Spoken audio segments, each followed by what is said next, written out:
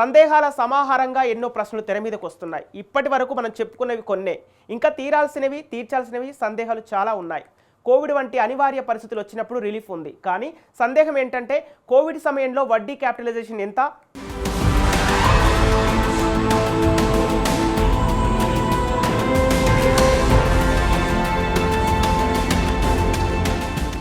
Covid ఇది మొత్తం కథను మార్చిన సంఘటన. లాక్డౌన్ సమయంలో ప్రయాణం దాదాపు ఆగిపోయింది. మెట్రో రైళ్లు ఖాళీగా నిలిచిపోయాయి. కోవిడ్ ప్రభావం తర్వాత కూడా రికవరీ కాలేదని ఎల్ఎన్టీ అంటోంది. హైదరాబాద్ మెట్రో కథలో ఇప్పటివరకు మనం చూసింది ఒప్పంద నిర్మాణం, లీగల్ క్లాజులు, అప్పు పెరుగుదల, క్యాష్ ఫ్లో డైనమిక్స్.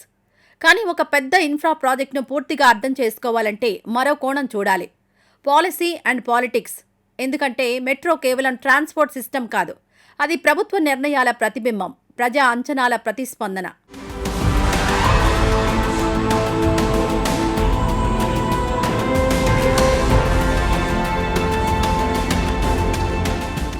పెద్ద నగరాల్లో మెట్రో వ్యవస్థలు సాధారణంగా సబ్సిడీపై ఆధారపడతాయి. ఎందుకంటే అర్బన్ ట్రాన్స్పోర్ట్ సామాజిక సేవ, ప్రయాణికులకు తక్కువ ధరలో సేవ అందించటం, ట్రాఫిక్ తగ్గించటం, కాలుష్యం తగ్గించటం, ఇవన్నీ సామాజిక ప్రయోజనాలు. కానీ హైదరాబాద్ మెట్రో ప్రత్యేకత, ఇది సబ్సిడీ లేకుండా పీపీపీ మోడల్లో నడపడానికి ప్రయత్నం. ఇది ఒక ధైర్యవంతమైన ప్రయోగం.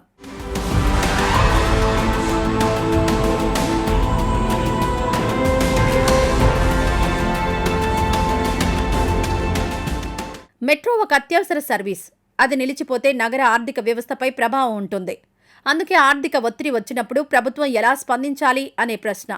సపోర్ట్ చేయాలా, రీస్ట్రక్చర్ సులభం చేయాలా, లేదా పూర్తిగా మార్కెట్ పరిష్కారంపై వదిలేయాలా? ఇక్కడ అనుకోకుండా తీసుకోవాల్సిన బాధ్యతలు అన్నది ముఖ్యం. ప్రభుత్వం ప్రత్యక్షంగా అప్పు తీసుకోకపోయినా కొన్ని పరిస్థితుల్లో బాధ్యత తీసుకోవాల్సి రావచ్చు. ఇక్కడ మరో అంశం మెట్రో ఛార్జీలు, సర్వీస్ క్వాలిటీ, విస్తరణ. ఇవన్నీ ముఖ్యం. ఎల్ఎన్టీ రిస్క్ తీసుకుంటే వారికి రిటర్న్ అవసరం. కానీ అదే కరువైంది. ఇప్పుడు ప్రభుత్వం టేక్ ఓవర్ గురించి చర్చ వచ్చినప్పుడు అది కేవలం ఆర్థిక నిర్ణయం కాదు, అది పాలసీ నిర్ణయం. టేక్ ఓవర్ అంటే అప్పు, ఆపరేషన్ బాధ్యత, ఫ్యూచర్ ఇన్వెస్ట్మెంట్స్ అన్నీ ప్రభుత్వం తీసుకోవాలి.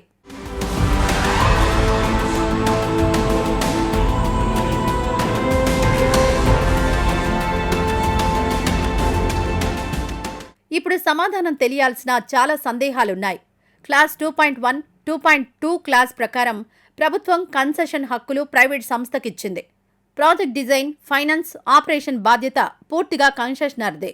మరి ఫైనాన్స్ బాధ్యత ప్రైవేట్దే అయినప్పుడు రుణ భారం ఇప్పుడు ప్రభుత్వంపై ఎందుకు? క్లాస్ 4.1, 4.2లు కన్సెషనైర్ తన స్వంత బాధ్యతపై రుణాలు సమీకరించాలి. ప్రస్తుతం 13,000 కోట్ల రుణాల విషయంలో ప్రభుత్వ పాత్ర ఏమిటి?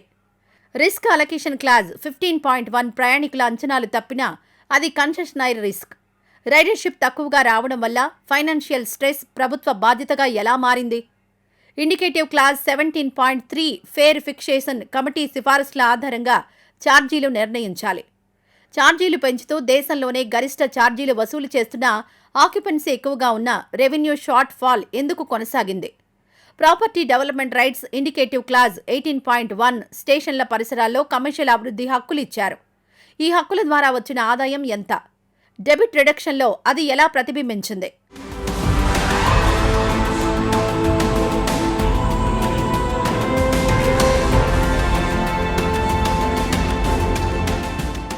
మరొక క్లాజ్ ఒప్పందంలో ఉంది, 24.4. దాని ప్రకారం ప్రాజెక్టు రద్దయితే రుణాలిచ్చిన వారికి టెర్మినేషన్ పేమెంట్ క్లాజ్ వల్ల ప్రభుత్వం వైఫల్యం భరించాల్సిన స్థితిలో పడలేదా అన్నదానికి సమాధానం కూడా కష్టం. ఒప్పందంలో ప్రత్యక్షంగా కనిపించకపోయినా టెర్మినేషన్ లేదా పునర్నిర్మాణం సమయంలో ప్రభుత్వం భారం మోయాల్సి వస్తే బడ్జెట్ పత్రాల్లో ఈ విషయాన్ని స్పష్టంగా చూపించారా? రిస్క్ ప్రైవేట్దే అని ఒప్పందం చెబితే లాస్ మాత్రం ప్రభుత్వానికి ఎందుకు? అసలు ఈక్విటీ హోల్డర్ షేర్కు తగిన నష్టం భరించారా? దీనికి సంబంధించిన నిజాలను బయటపెట్టడానికి సిద్ధంగా ఉన్నారా? ఇండిపెండెంట్ ఆడిట్ జరగాలా? ఇవన్నీ సమాధానం లేని ప్రశ్నలే. మరి ప్రభుత్వం వీటిపై స్పష్టత ఇస్తుందా?